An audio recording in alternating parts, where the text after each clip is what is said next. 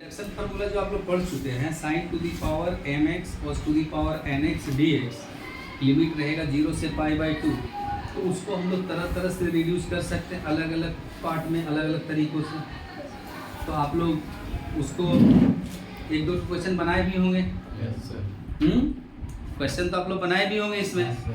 देखिए अभी आप लोगों के सामने एक तो रिडक्शन जो दिया हुआ है, आई एम एन का जो फॉर्म है, इस फॉर्म को रिड्यूस करना है हमें किसी और फॉर्म में, जो कि साथ में आपको दिखाया जाएगा कि इसमें बदलना है।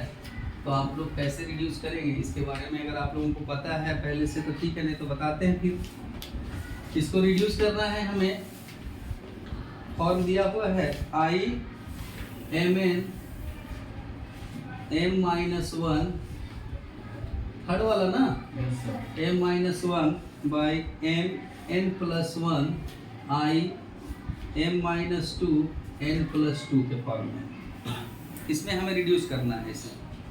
तो इसके लिए आप लोगों को मैंने कहा था कि P एक हम लोग फैक्टर के रूप में यूज करेंगे, जिसके माध्यम से हम रिड्यूस करके इस फॉर्म तक पहुंचते हैं।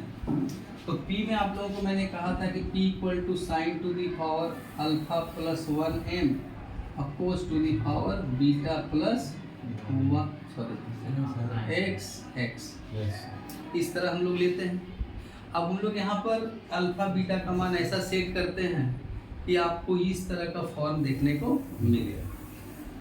तो आपके पास यहाँ पर क्या दिया हुआ है, m माइनस टू। तो m माइनस टू हमें लाना है साइन पर पावर। तो अल्फा का मान यहाँ पर उससे हम एक बढ़ा के रखेंगे।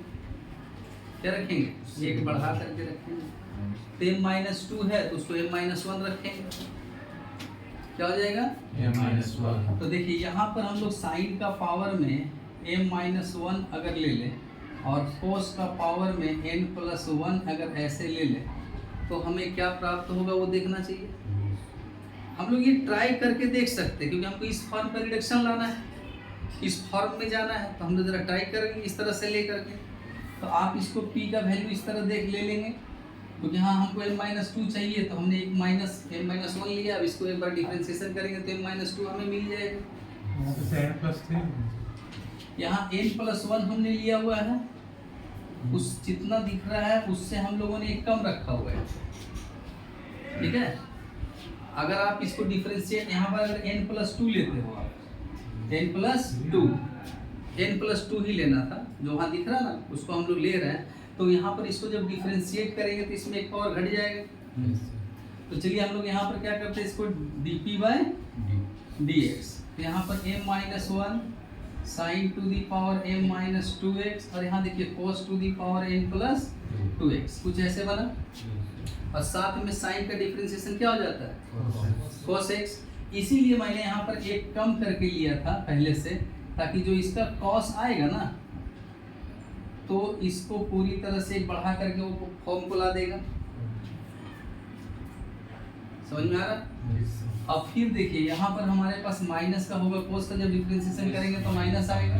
तो यहाँ पर हमने लिखा साइन का पावर में m माइनस वन एक्स, अब कोस का जो होगा n plus one cos to the power n x, और साथ में कोस का क्या हो जाएगा माइनस साइन x। तो मैंने यहाँ साइन दे दिया है, आ रहा समझ में।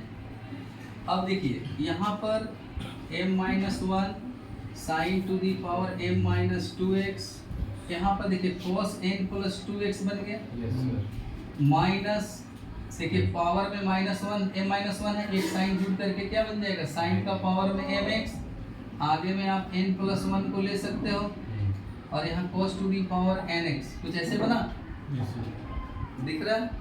अब क्या करना है कि यहाँ पर देखिए dp बाय, तो आप ये dp dx को उधर लेके जाके इंटीग्रेशन कर दोगे।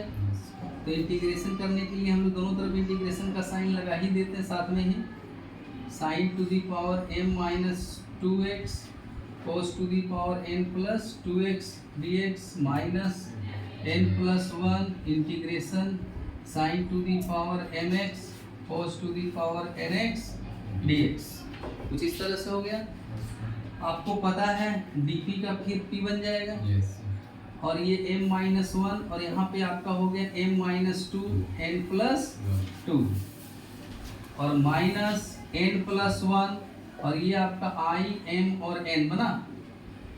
इसे आप उठा करके इस साइड ले आएंगे और इसे उठाकर उस साइड कर देंगे, तो आपके पास हो जाएगा n+1 I M N m-1 आई m-2 comma n+2 minus p। दिख रहा है? अब p क्या था सर हमारा? Sine to the power m x cos to the power n+1x, ये था हमारा p।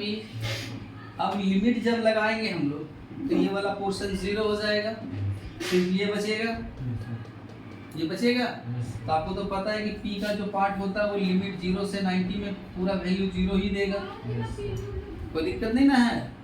अब आप लोगों को देखिए यहाँ से आई एम एन, यहाँ m-1 और यहाँ n+1 आई m-2 n+2, क्या यही लाना था?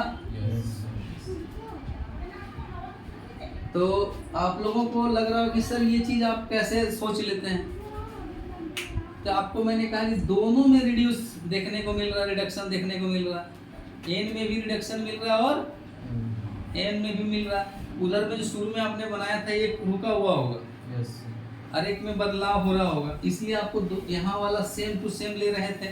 लेकिन जब दोनों में चेंजिंग देखने को मिल रहा है m और n, तो हमें देखना होगा कि फर्स्ट पार्ट में क्या m-2, तो डिफरेंशिएशन करने के बाद m-2 आना चाहिए। तो नो डाउट कि हमको एक पावर बढ़ा के रखना पड़ेगा साइन पर, और कोस पर भी हमको एक पावर घटा के रखना पड़ेगा, तब हम लोग डिफरेंशिएशन के बाद हमें वो फॉर्म मिल जाता है। समझ में आ रहा है?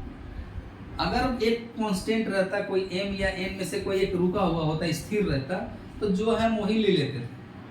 लेकिन यहाँ पर थोड़ा सा चेंज करना पड़ेगा, एकदम हूबहू तो नहीं मिलेगा, थोड़ा मोड़ा तो ट्विस्ट रहना चाहिए।